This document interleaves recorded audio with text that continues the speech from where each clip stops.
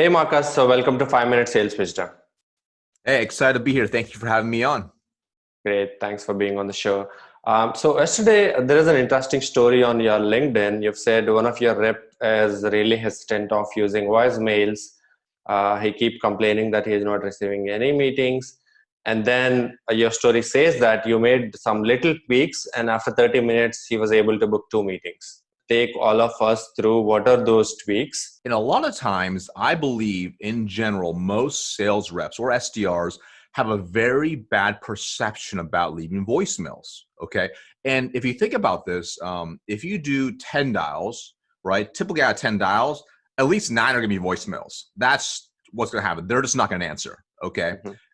So that means, if 90% of the time you don't have a good way of handling it, you are losing a lot of opportunity very easily. Okay. So the mistake many people make, they just call once, they move on to the next one, right? Even though those 9 dials out of 10 could be very, very viable. Now, if they are leaving voicemails, most of the time they are saying something like this. They say, "Hey, Laxman, it's Marcus with ABC Company. Hey, I just want to give you a call because I want to set up a demo with you. I want to set up a meeting with you. I think we could really partner up. It's me absolutely great. Please give me a call back at your convenience at this number." Oh, like 99.9% of the time, they never call back.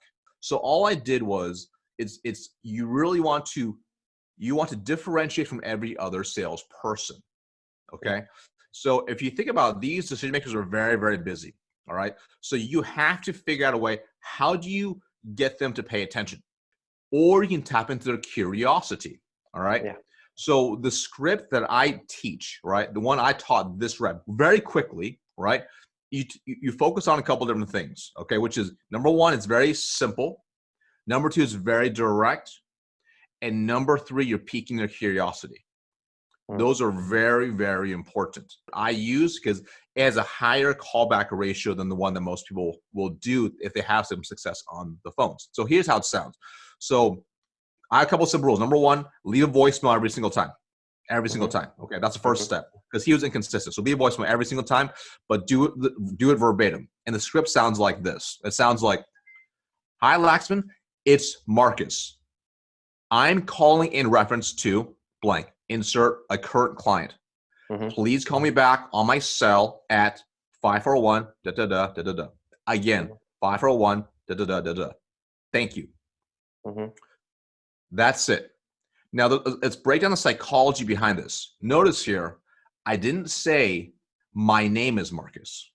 I said it's Marcus.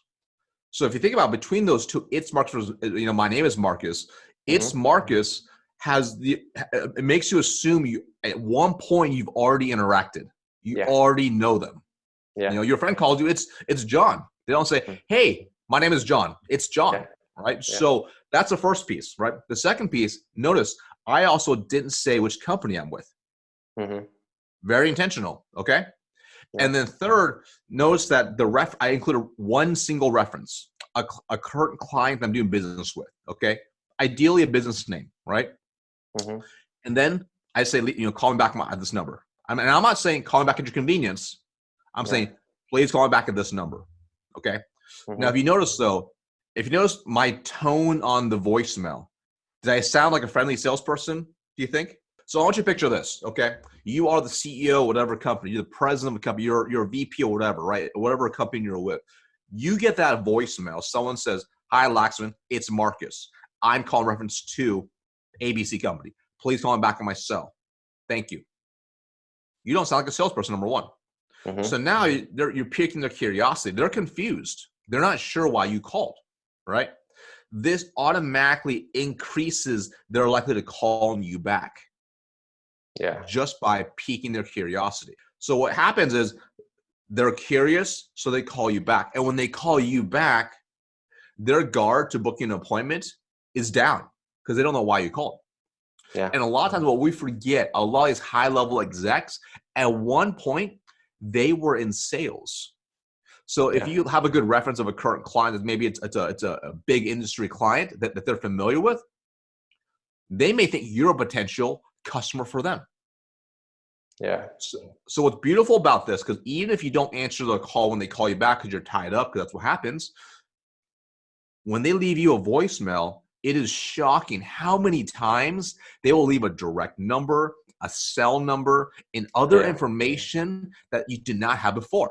And that's a beautiful thing. It's those little tweaks. And the thing is, you have to be really consistent. Okay. So for example, the mistake some people make is say, hey, I did that script one time, didn't work. Well, yeah, it's okay. You still need to put the work in, right? Yeah. I want you to picture if you are the decision maker for XYZ company. You as a salesperson, you call them Monday, you leave that exact voicemail. They get the voicemail, but they're like, maybe they're skeptical, right? That's totally fine. Yeah.